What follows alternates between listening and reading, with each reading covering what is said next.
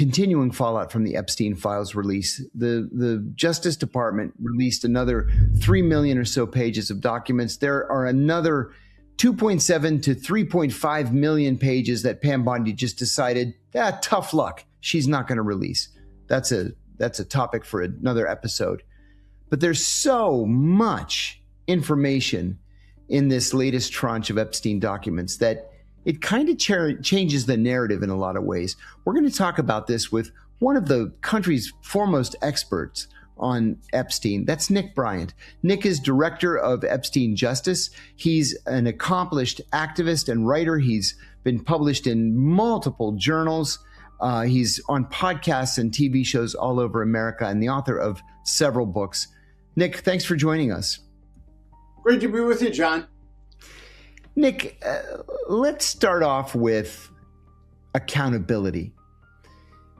There are a lot of crimes that have come out of this tranche of documents from the Epstein files and previous releases, but we keep hearing about statutes of limitations. Now, in the UK, former Prince Andrew and the former British ambassador to the United States have both been charged with crimes for documents that they gave to Jeffrey Epstein. Why are we not seeing charges here in the United States? Is this really about statutes of limitations? Yeah, it really is mind-boggling. I was on a panel recently on the Piers Morgan show that included David Boyce, the renowned criminal defense attorney, Hillary Clinton's personal attorney. The guy's, the gold standard of criminal defense. And he said that he and his staff had gone through every page of these new Epstein files and that they were not able to find any evidence of a crime having been committed by Donald Trump or Bill Clinton. But then we keep hearing rumors of Donald Trump being involved with a girl as young as 13 to 15. What's the truth here? Does evidence of a crime exist for either one of these guys? No, there isn't a statute of limitations in the federal system for child trafficking. So there's no reason why these child traffickers should not be indicted. Absolutely no reason whatsoever, other than our Department of Justice and FBI is very corrupt. That is the primary reason, but it's been that way for a very long time.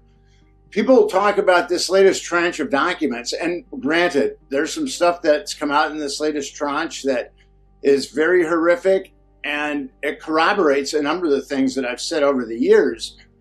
But we don't even need this tranche to start indicting people. We know who the procurers are.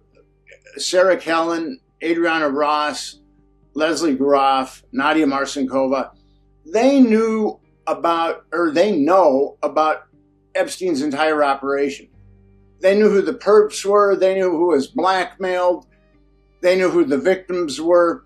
And we've had this information for many years. And all it would require is for a non-corrupt grand jury to be impaneled and start indicting on these women on multiple counts of child trafficking. And when they're looking at 5 or 10 counts of child trafficking, they're going to roll over on the perps. It would be that simple. And then we'd have to protect the witnesses, who we know many of them are, from the perps. It would be that simple. I mean, it's done that way with the mafia all the time. This would be just actually kind of a rudimentary RICO prosecution. And in the latest tranche of documents, Sarah Kellen, who was Ghislaine Maxwell's right-hand woman, actually tried to make a deal with the feds. She was going to tell him everything and wanted a non-prosecution agreement, and the feds turned her down. Well, let me ask you about that, because I think that's a very important point. This 2008 plea deal that was negotiated with Alexandra Acosta. It was Alexandra Acosta, yes? Yeah, Alex. Yes. Alex Acosta. He was the U.S. attorney for the Southern District of Florida. Later, the Secretary of Labor under Donald Trump. We've called this a sweetheart deal on the show in the past, everybody calls it a sweetheart deal. Do we know now from this latest tranche of documents that at the time that this sweetheart deal was being negotiated, that the Justice Department actually had evidence of broader crimes, that they could have brought charges against additional people? That has been new information that's come out. I've been investigating Epstein since 2011, and I was told contradictory stories about a federal grand jury. I was told that a federal grand jury was impaneled, and then it was adjourned, and then I was told that there wasn't a federal grand jury that was impaneled. Actually, there was a federal grand jury that was impaneled, and it had a draft of 60 counts indictment against Jeffrey Epstein. And count 51 was child trafficking, which, as I said earlier, that's a heavy sentence. So what happened was, and there's an email about this, Ken Starr and the quote-unquote top brass of the FBI went down to pressure Alexander Acosta. And I've said it before, there's only two people in the government that can tell a U.S. attorney to stand down.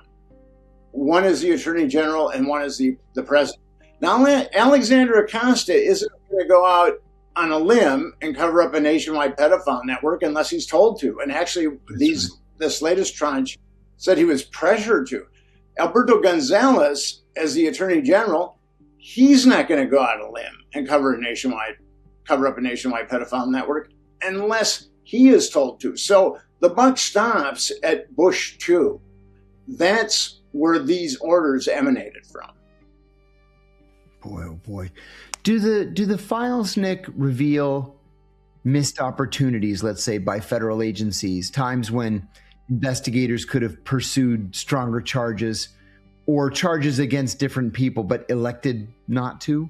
What do you think of what Tucker said about this revealing perhaps some sort of supra government like SUPRA, where he said the people that you thought were the highest actually just work for the people who work for the people that are the highest? Isn't that the truth? I think he's onto something. You know, Tucker's another guy who has been very deliberate about all this. He was never one to jump on rumor. He was always one of the guys who demanded to see evidence before he took a position. And I think even he is shocked by what has been released.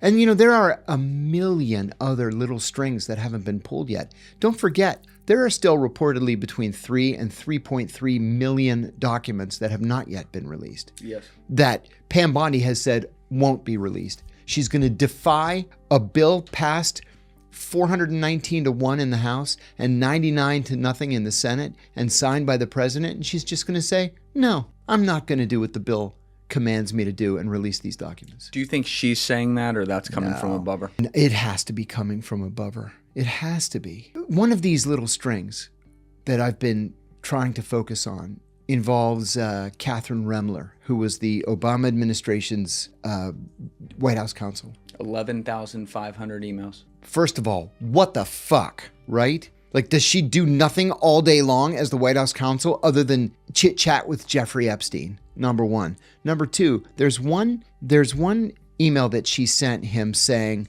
John Brennan, the CIA director, gave me the CIA's highest honor today. Pretty cool, huh? Or pretty great, huh? And then she tries repeatedly to set up a lunch between Jeffrey Epstein and John Brennan. Why?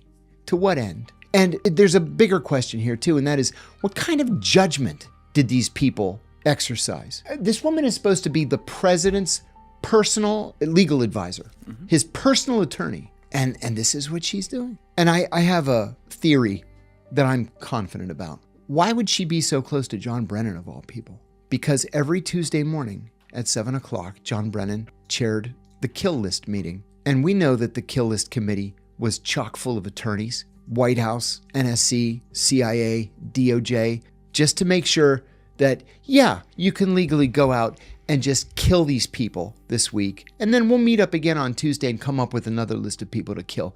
She was on the Kill List committee. I'm confident of it. So she's either murdering people or she's chit-chatting with Jeffrey Epstein. Again, what kind of judgment do these people have? And then where did she go? She became the general counsel at Goldman Sachs. That's right. At least they had the presence of mind to say, you got to go. You can't survive this. I will say this. They should have done that a few years ages ago when it was first released that she was in touch with Jeffrey Epstein. You're absolutely right. That's right. And there's just there's revelations of people that had stronger relationships to the point that they were personally in his life. And I want to come back to Rumler in a minute because that's a big story. But Lawrence Krauss, I've said this a million times, sat in that chair 2 years ago. Got connected to him through someone else that was on the podcast. He's a physicist. And then when he was coming in here, we knew he had known Jeffrey Epstein. I asked him about it on the podcast. He was a nice enough guy. He's got 7,500 emails with Jeffrey Epstein. So I'd love to be and usually I have a policy of not really talking against people who have been in here and stuff like that. It's just a part of the job. Let other people do that. But journalistically, you have to do this. And I'm not planning on reaching out to Lawrence to ask him about this or whatever. But when you are coordinating with someone that much over all these years, and we found out he was trying to get Jeffrey Epstein on the Joe Rogan Experience in 2017. Oh my God. You've gotta be it's kidding me. Bro. At that point, and he said in the past, he was quoted as saying, well, I only ever saw Jeffrey around young women who were 21 or 22, so I assumed that I believed him, took him at his word when he said Funny, he wasn't because that's young. exactly what Peter Mandelson said, Yeah. until the picture was released of him in his underwear with a 16-year-old, That's not realizing that he was being photographed. That's right. And it's got to be said. When you see, there's other people that are in the emails where I don't really see anything, and it's only a couple emails, and they don't really seem to know him well. And I'm like, all right, it's weird, but all right. But to bring it back to Kathy now, 11,500, very interesting that you put 2 and 2 together with the kill list, which leads to my question. And again, some of this has to be theorizing. John and I, Sure, we weren't fucking there, so we don't know. Right, we don't know. But do you think that Kathy, before we get to the origins of Jeffrey Epstein and go through all that, do you think it was that Kathy as a rising star attorney becoming kind of fixer, especially once she got into the Obama orbit, when he gets into office? Do you think someone like that was just very clearly a target for Jeffrey, and he then actually possibly befriended her, and then because of the connections he had, she trusted him and with information related to things I don't know, perhaps a kill list? I think that's likely. Because if you're hearing from people like Alan Dershowitz, what a great guy Jeffrey Epstein is, right? And I know that's your best friend. Yeah. You love him. Yeah, we really love each other. Again, what kind of judgment do these people have? If you're the most important constitutional attorney in the world, then maybe you should keep your pants on. Probably. In the presence of a 16-year-old girl. Your defense that you kept your underwear on, that's not a defense. It's not a defense. I was on the Piers Morgan show with him, I don't know, 6-8 months ago. And Piers called it smackdown afterwards because I think I rattled him. I rattled Dershowitz. He said the most ridiculous thing. I said that I was confident that Epstein was a Mossad access agent. And I believe that I've been proven correct. I believe that I underestimated his contact with intelligence services. We could talk about that all you want. Yep. But I'm positive that he was an Israeli agent of some sort. And Dershowitz just jumped all over me. And then he shouted, see, this is what he does. He interrupts to try to knock you off balance. But he shouted the most ridiculous thing, and I laughed at him.